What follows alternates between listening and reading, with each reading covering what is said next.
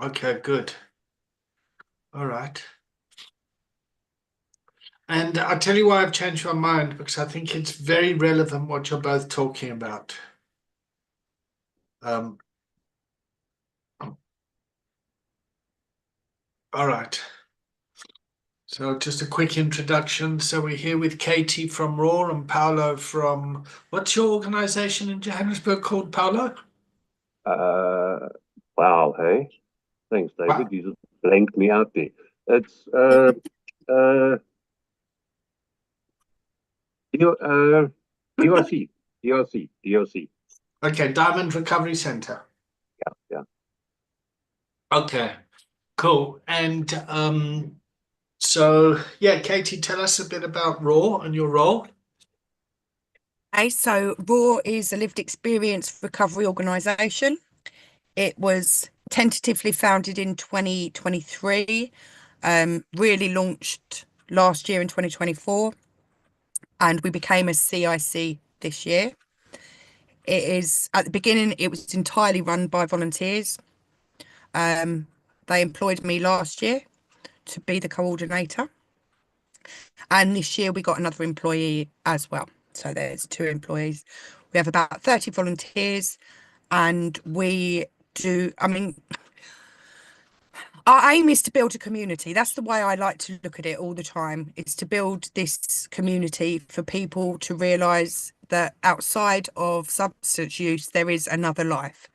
So that when people go into recovery, they decide to stop drinking or using, and then they're like, fuck, what am I going to do now? You know, what am I going to do now?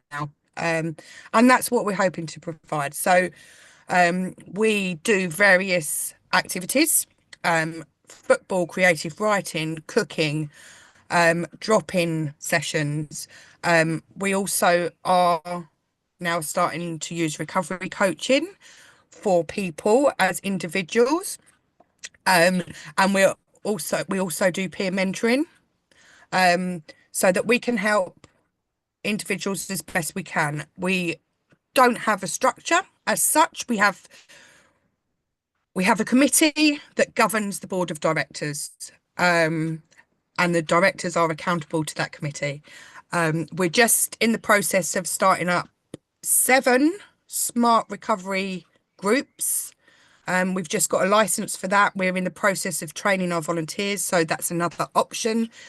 The option for recovery in our area is either treatment services or fellowship. There's not a huge amount in between, so that's what we're wanting to do. Our aim is to meet people where they're at, and that, it's not abstinence based. We work with people who are still, who've got living experience, um, and we do our best to meet them where they're at. And a lot of cases, it's just someone reaching out and they want to chat, and we see where we can go from there. We signpost to other services, but as I say, we're building a community here, and I think everyone who is part of Raw feels they are part of our family. We call it a Raw family, and that's what it is. Um, yeah, it's exciting because we've got lots of new things coming. I can really see it growing. Um, yeah, I don't know what else to say about it, but that's where we are. I Wonderful. probably missed loads. Wonderful. Paolo, over to you.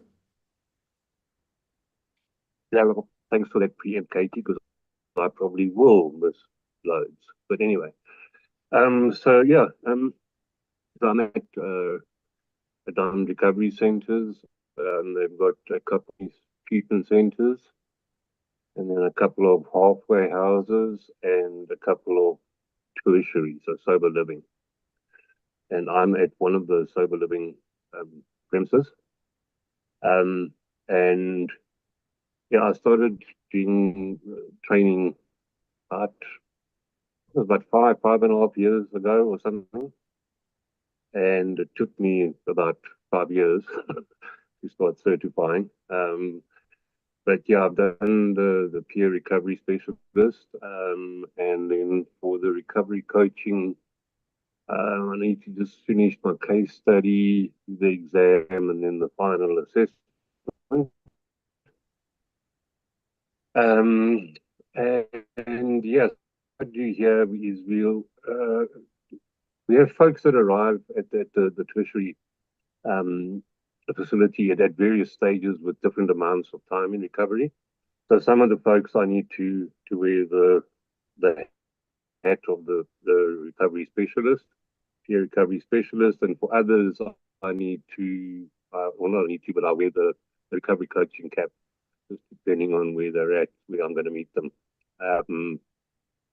And once I've completed the systemic wellness, this training, a passion of mine is to start integrating the system, so the family. And I'm not sure what that's going to look like yet, but it's to kind of include the families and the extended system in that whole recovery process, because I've just noticed a huge disconnect from people when they leave here, what the family's expectations are, as well as the other way around, when the people leave here, what their expectations of their families are. So yeah, that's something I hold dear and want to try and help in that area, get that a little bit more sane. But yeah, I do individual sessions with the folks here, as well as I facilitate groups for alcohol use and substance use disorder. And starting from next week, I'm going to be facilitating groups for the mental health side of things.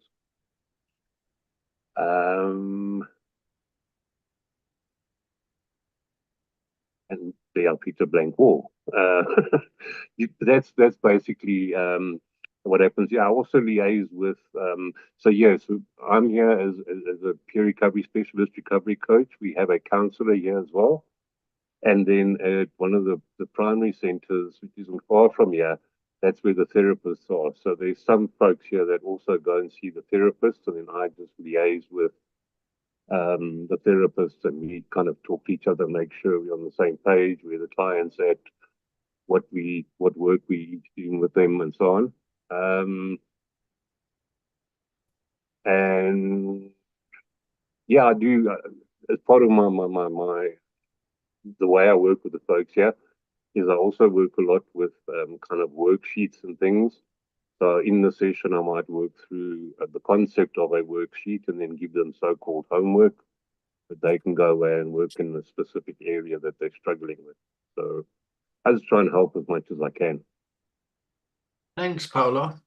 Okay, so can you two see the whiteboard? Yes. So at the top of this axis here, going on the y-axis, at the top you've got mild mental health, and at the bottom of the y-axis you've got severe mental health. And then to the left of the x-axis you've got mild substance abuse, and then to the right you've got severe substance abuse. So you use Paolo, you're living on a property where you've got dual diagnosis and then people with substance use disorder. So let's just talk about that environment. So some people will come down and they're down here in the severe mental health issues and severe substance abuse problems. And they have been self-medicating a mental illness for a while. Yeah. And then the family is left with the experience that if only so-and-so would stop taking drugs, then they would get better. But what happens is people with dual diagnosis is they'll move across to mild substance abuse, but might still have severe mental health problems. And then you've got the disappointment in the family that are in denial about the dual diagnosis, the mental health problems.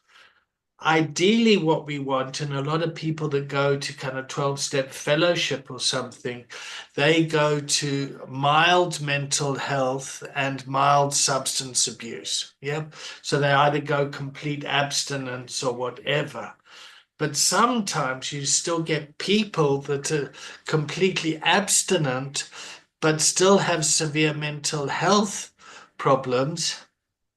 Sorry, I've drawn it in the wrong area, but they're in fellowships or communities where their mental health is still untreated and undiagnosed. So as we kind of look at this as a system, let's see if this works. As we look at this as a system, we need to be aware of the whole system that the person's in. Does that make sense? So here you've got RAW, reach out and recover, and you've got Diamond Recovery Center here, and you need to consider the whole system and where people are within it. And outside of the system, you're going to have recovery capital resources that might be available for the families or the individuals. Does that make sense? Yeah. Yeah? All right. So you now get a bigger picture of the system. So let's zoom out even more. And now we've got a bigger system here. Okay. So now if the both of you look at this now, yep, what is it that your organizations can do to improve the love and the care and the expenditure of this environment? Does that make sense, Paula? 100%. Because I can see Katie nodding. Yeah. So if we take this continuum, which you both know from the model, yep, yep, kind of go here, and we've got the addiction over here. We've got the model like this, yep, and here you guys are in the center of it all. You can see it becomes quite complex when you have to look at this whole environment here. Making sense? Yeah. Yes. Okay, because I both think you're doing fucking fantastic work in these environments. Yeah. So Katie, for example, let's put you here. Let's make you nice and big. Yeah. So, let me give you a nice color. Bright red Katie. Yep. So here you are. Yep. And you're being paid, yep, to look after 30 volunteers. Yeah. Like there's like oh. And I mean that's a complex thing to do in of itself. Oh. Okay, I'm not even going to do 30, but that's 9. Yep, so times that by 3, and well, let's make it 10. And then you have this another time and another time. Little old you here has to look after that and be aware of that. It's no mean feat. Yeah. So what are the sort of things you need to get from the volunteers? You need to get things like DBS checks. Yes. Yes.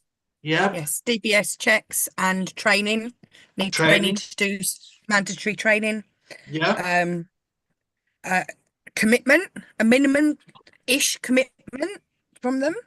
But I also have to be aware of their own issues, of what their substance use is like, where it's been, where they're at. Also have to be aware of any mental health conditions they may have. So you have to zoom in to this. Yeah. Yeah. You have to like, Yeah. okay, how is this person here? Where are they at? Yeah. Mhm. So Paolo, if I may kind of talk about your experience, yeah? Mm-hmm. Yep.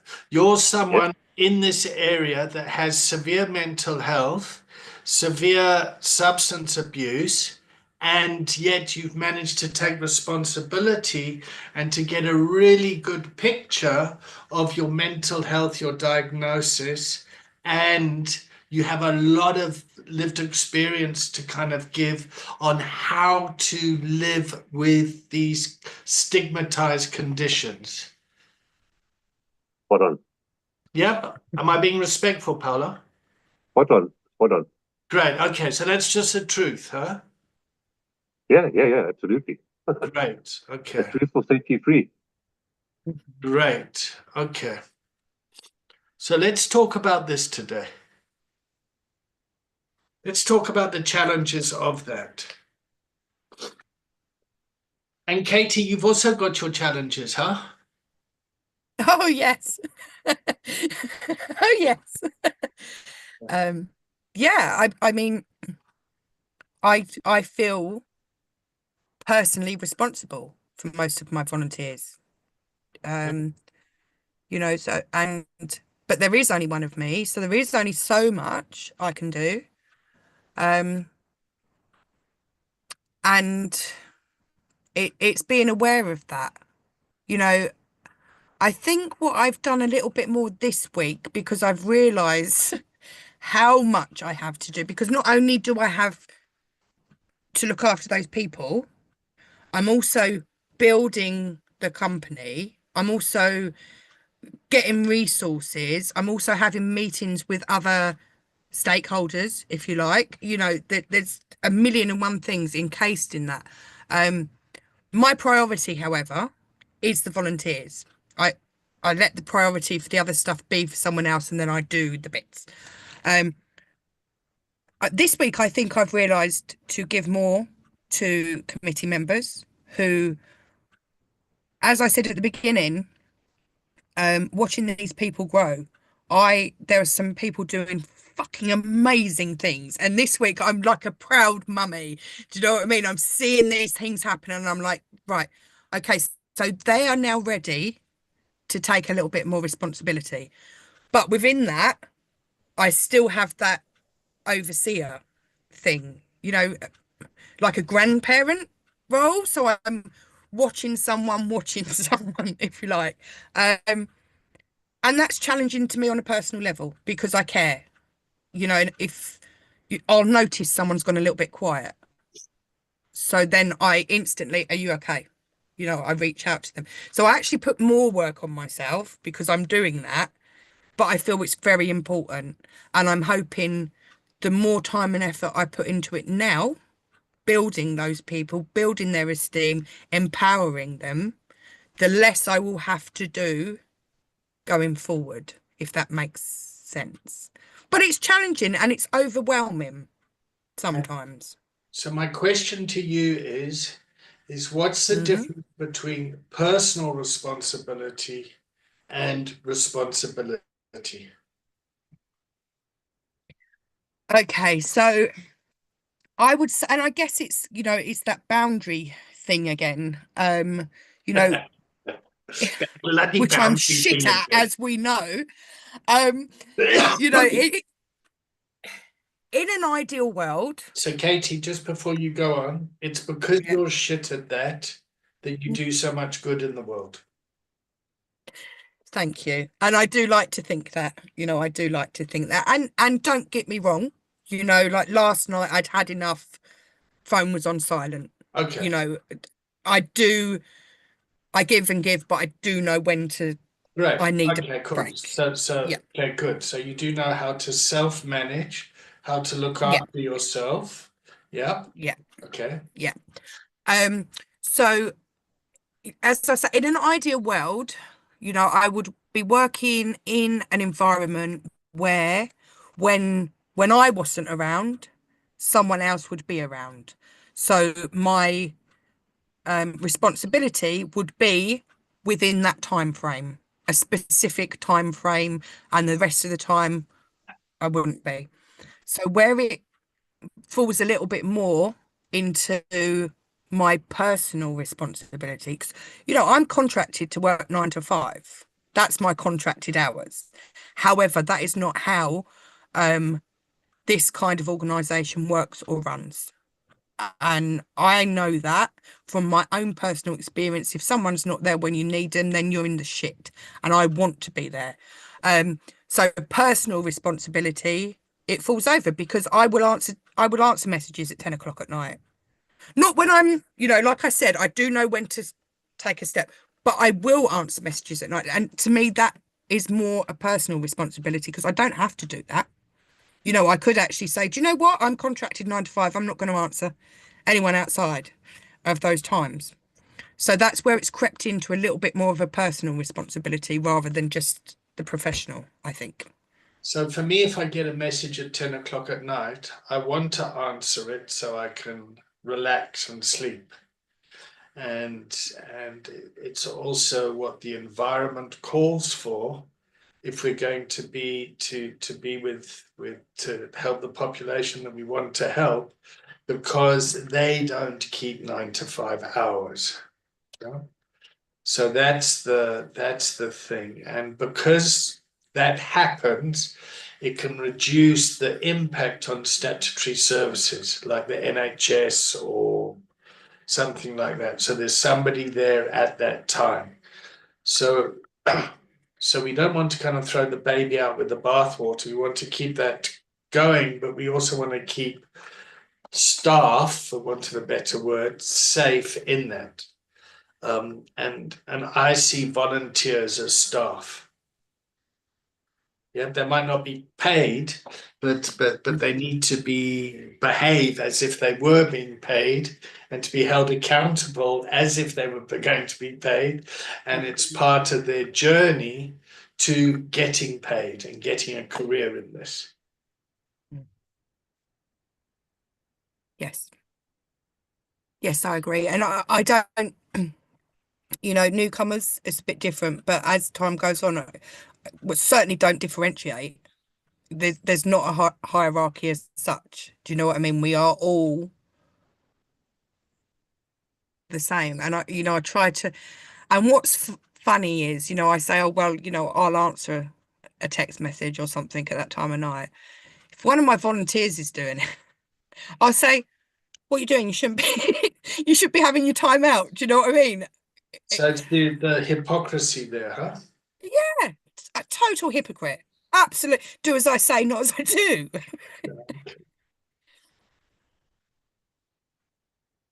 Paolo, where are you at? Yeah, yeah. So this is in that little system that you had up earlier. You know, I have kind of shifted. If we want to label it, I have shifted from severe mental illness to mild mental illness, in the sense that I go and see the professionals I need to see when I need to see them. I get the medication I need to take when I need to get it, and I take the medication I'm supposed to take to function to some degree. You know, much better than I would be if I wasn't taking them. So, but I am aware, just around your question on personal responsibility and professional responsibility, I, today in my life, place a huge value on my personal responsibility, because I too, on top of substance use disorder, mental health, alcohol use disorder, also I was a complete and utter workaholic. So I very much will get into that condition where I'll be answering calls, helping people, doing things at 10, 11, 12, 1, 2 in the morning. But I'm fortunate in the sense that my medication that I take also helps me facilitate that hard cutoff. So from 8, 9 o'clock at night, Yeah, not that's a nice way of going to saying happen. my psych meds knock me out. Knock me on my, yeah, 100%. Knock you on your, yeah, great. So yeah, but it's very much, well, absolutely. But it's, I mean, I've been down this road in my year 2 of my recovery. I kind of thought, well, I've never been off meds where I wasn't using a substance. I thought, well, I'm off the substances now. I don't need meds. So I got clever, played my own doctor, and stopped my meds. And I'm lucky I'm still around.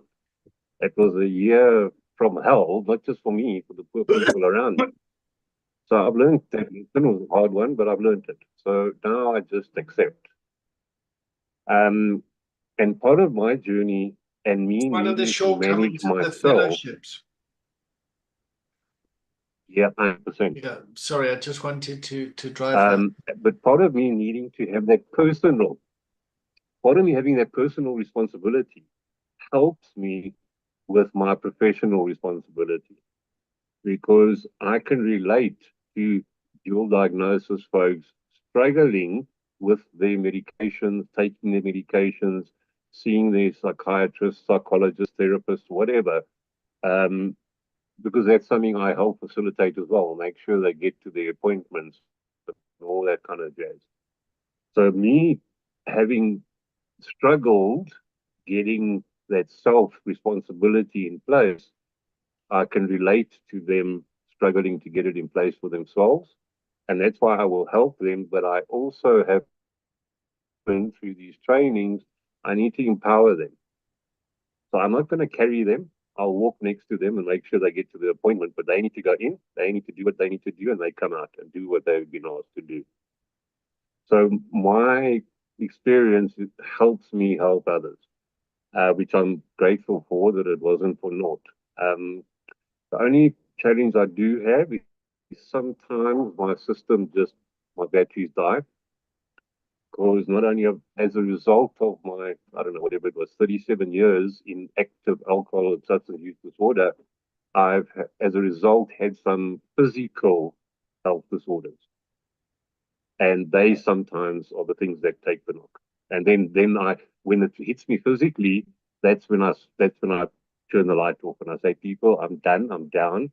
I need to because no one else is going to look after me physically. So that's also another hard thing that I have. When that happens, I take the time. Or else it's just going to end up being 6 months instead of 2 weeks.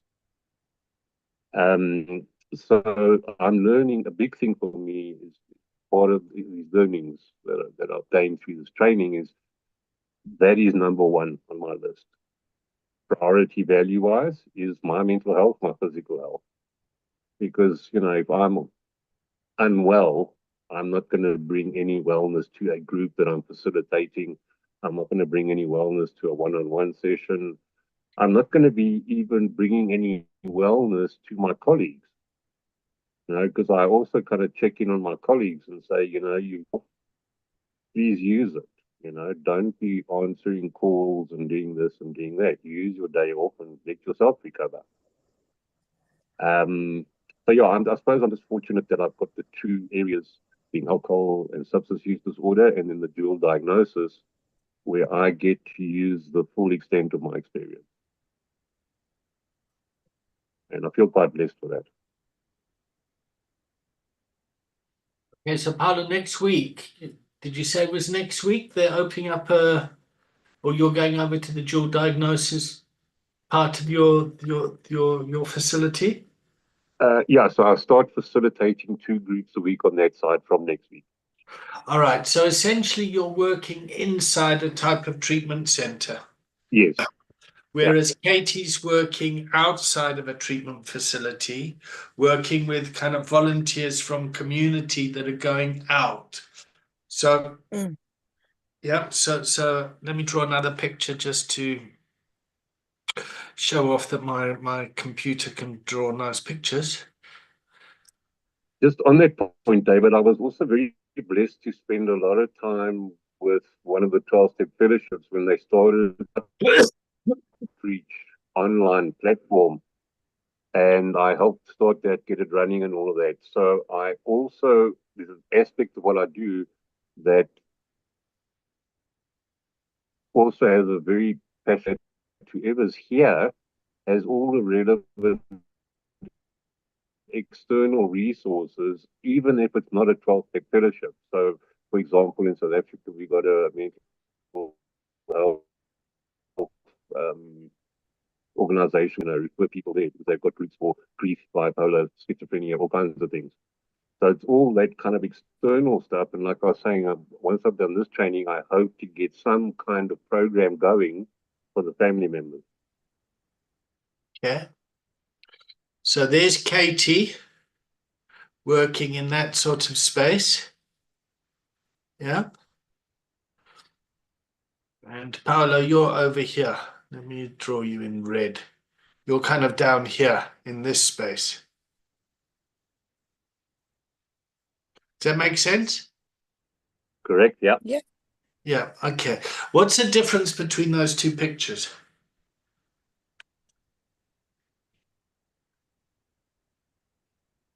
First thing that comes to my mind is the role that you shot. Yeah. Okay. So for me, there's a lot more freedom in Katie's role.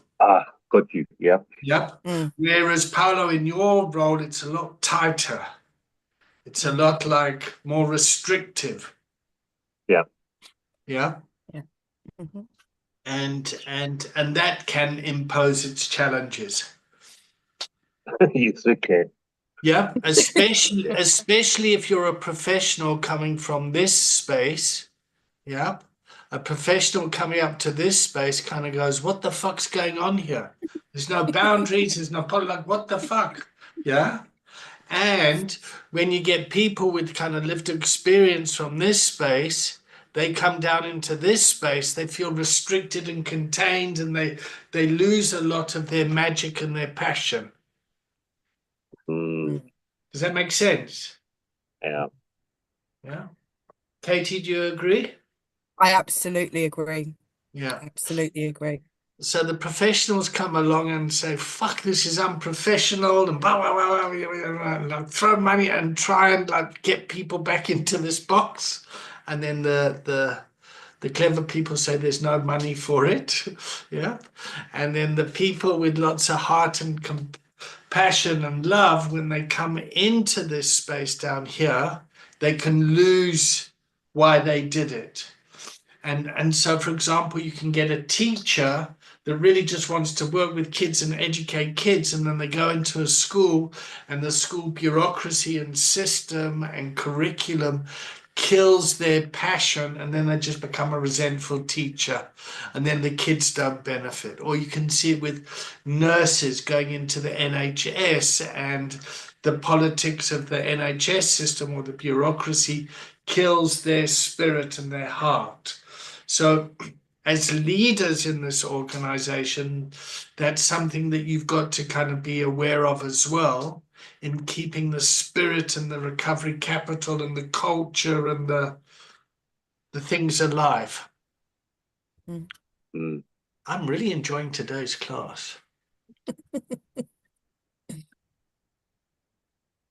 And one thing I'll just say, if I could, David, quickly, is that I'm eternally grateful to Mauni, to UACT, for the opportunity I've been given to participate in areas where recovery capital, being part of recovery capital, providing recovery capital, etc., for people outside of my treatment center. So through RWP and all of these things. That's why I'll always be eternally grateful to UACT Mauni for that opportunity to allow me that, to keep my passion alive. So one of the challenges that have been with the system that was created is you kind of need to be able to be one of those kind of box ticker bureaucrats to work in the system. And then people like us come along and it's completely counterculture. Yeah. And so the systems that were there to put there to help us aren't helpful because we go up against those systems, and the systems can't accommodate us for whatever reasons. And I don't want to blame it. I don't want to blame. But however, it is the kind of the truth. You know? Yeah. Yeah. I was I did a presentation last week. I think I mentioned it for the Kent drug and alcohol strategy thingy. Yes, there you go. Yeah. Just that term hooks me. Kent's drug and alcohol strategy. What's our strategy, people? And do you know what? You would be proud that I didn't swear or anything. Good. because I really wanted to. you know, there was a couple of other presentations, good ideas, but there was no passion. There was no solution as such. There was a lot of talking about nothing, you know. And then I did my presentation and the whole thing went out the window. I stopped sharing my screen because I said, right, I don't want to share that. I want to talk to you. You know, I did a me, and it went down very, very well. However, I was like, actually, how much difference is this making? Because then they went on to speak about buying bloody fucking cups. They're using an overspend money to buy cups so GPs can measure the exact amount of alcohol people are consuming so that they can, you know, they can judge that. And I did actually come back in and say, you know, that's all very well, but actually what they need is the education. GPs need is the education from people like us who have been in there. You don't need to be measuring, spending a lot of money buying measuring cups for every bloody GP surgery in Kent. Sorry, that was a little bit of a rant, I know. But to me, that's where the misunderstanding is coming, because they want to measure things in a visual capacity. Does that make sense? Rather than seeing the change, helping the change in a way you can't always show. Does that make sense, David? I don't know if it does. It just really got me. It completely makes sense, but I'm not the person that needs to be made sense to. I know. Like I mean, I feel it, and this is one of the burdens of me being me. You know, is my frustration around that. So of course I see it. It's and I fuck things up all the time because I get frustrated, and then my trickster comes out, and I tell everyone to fuck off in a sideways, joking way that means that I'm not taken seriously. When really in my core I'm incredibly serious. I'm very passionate about this, and I have compassion for the measurers because they've been conditioned into measuring and what are the outcomes, what are the results, what are the and people find it very hard to kind of sit down. Well, we'll make it up as we'll go along. We'll see what happens. Like people that is very uncomfortable for people, you know. And we find ourselves in the middle of that space. Yeah. And it's a bit like being with a family when the family said, well, why can't he just stop? You know, just tell him to stop. Like that frustration of the family, like so always err on compassion. Yeah. And where I'm at down here in London, they had the commissioners here the other day, and the commissioners really want to help, but they do miss the boat. You know, it's just to bring it into a South African context, Paolo. It's like having a whole lot of white people come together and speak to a whole lot of black people. And then the white people are asking the black people, how do we undo racism? Okay. Did you get it? We're actually the white people should just say, you know what, this system is unfair. How are we going to change it? Yeah, and so it's a bit like that. The power's kind of coming and saying to the people that have been impacted about this, what must we do? We want to change it. And then the people that are saying, well, you need to do this, this, and this, they then say, oh no, well, we can't do that because of DACA. And then they justify what's going on. It's become so complex, huh? It really becomes complex. Oh, I need to take a breath. I can feel my kokorozashi and my activist is coming up here. I do want to say that, you know, although I addressed their little cup thing, I left it very well and we've made some good contacts. So I'd like to think I use this space for my ranting and swearing. Okay, The good. other space is to build the relationship, you know, use my passion in a positive instead of negative way. Yeah, I think I do think I managed to. That's why I keep coming back here, David, because I can do it here. Well, Katie, your overall goal is to build community, and whether you like it or not, that's Mhm. part of the community. Exactly. It's like Yeah. it's like when I've done work with the police. You Mm. you need to get to a place of compassion where you kind of realize that the policemen just are so used to policy and doing it by the book, and they've been conditioned to do it by the book. It's hard to expect them to think out of it Yeah. when it's like, yeah, um, yeah. I had a gay client once who was struggling in and out. And then he went off and he went into this treatment center, which was very Christian based. And then he came out of the facility and he said, "Oh, I've gone back into the closet." And the facility really tried to kind of pray the gay away. Yeah, tried to get him straight. And I could see that this just was not going to work. Are you still there? Yeah, yeah.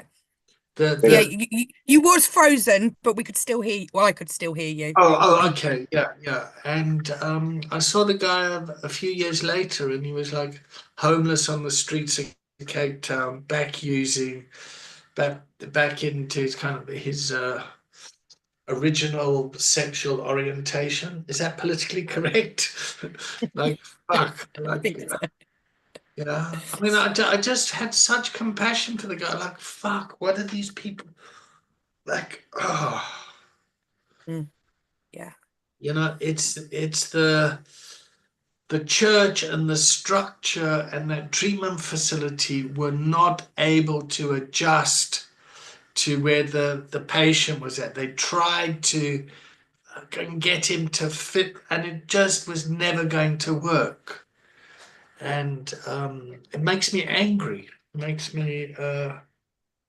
And we don't really see it with substance abuse and the stigma around mental health, you know. Mm. Yeah.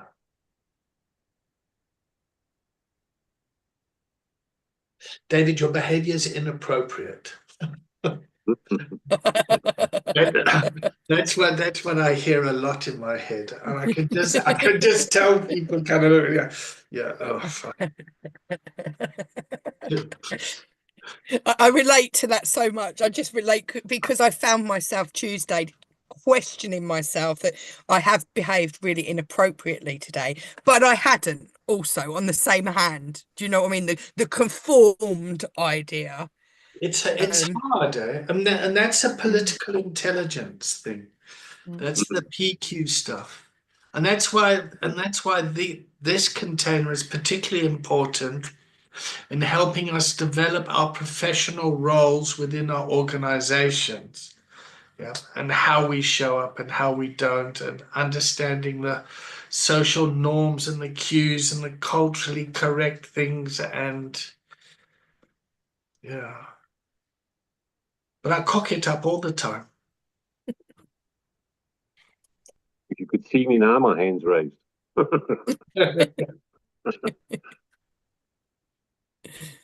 Okay. All right. So should we wrap it up there? okay. Yeah, we can take a 2 minute break and come back, but um yeah, I think I'd like to wrap it up there, if that's all right Yeah. with you. Yeah, that's fine. Otherwise, I want to go into tasks. Okay, what are we going to do next? By when? How? How are we going to like global domination? What's the plan? Yeah, So, that's fine. so Katie, I've got a training coming up on the 5th of June for Hmm. for peer support people. Hmm. It'll go for 20 weeks, Hmm. 2 hours a week. It's actually 10 weeks for 2 hours, which makes someone a peer recovery specialist. But I'm Okay. throwing in the recovery coaching as well. So it's 350 a person. I've got 8 Okay. people from Ireland, 3 from where are they from? Brighton, and then 3 people from up north. So if you've got a Okay. couple of volunteers or someone that you'd like to, think would be Okay. beneficial. Yeah. Yeah. Yeah. What is it? Peer mentor specialist. But it's just peer recovery specialist. Okay. It's just really how to have the coaching conversation, the continuum, and the system. It's Yep. not doing the whole, it's ideal for your volunteers. Yeah. Yep. Yep. So Yep. That's instead of fine. doing a whole thing with 20 people, maybe there's a And just, I don't know if I've mentioned it here before or not, but, and excuse me, I can't remember this state in America. I think there's actually 2 or 3 of them. Where, yeah, there's more than one state, and it's like it's a French clinic or that type of thing. And these guys, what they've done is they are a couple of years ago they started this, where they are actually getting people in and training them up as peer recovery specialists. I think they might call them peer support specialists or something. And their domain or where they are active is in the trauma and trauma units in the hospitals. So when Yeah. somebody comes in from an OD and they got to like save them, or someone's coming and their physical state is just finished and they got to try and bring them back to life, and so that because what happens is the person gets made well, they walk out the door, and 3 weeks later they're back, and they walk out the door, and 2 weeks later they then get these peer recovery specialists who spend time with them while they're in the hospital, in the trauma unit, and apparently, they obviously have got their checks and balances in place, and the number of people that are repeat visitors has dropped like ridiculously, and they're paying for all the stuff. The people that are the peer recovery specialists that work there, they get paid, and probably not economical amounts of money, but the it's benefiting the people, and it's benefiting the hospital, in the sense that the hospital is now no longer having to carry that load of people that are just walking around in the revolving door. So hopefully that thinking will start to spread further and further throughout the world.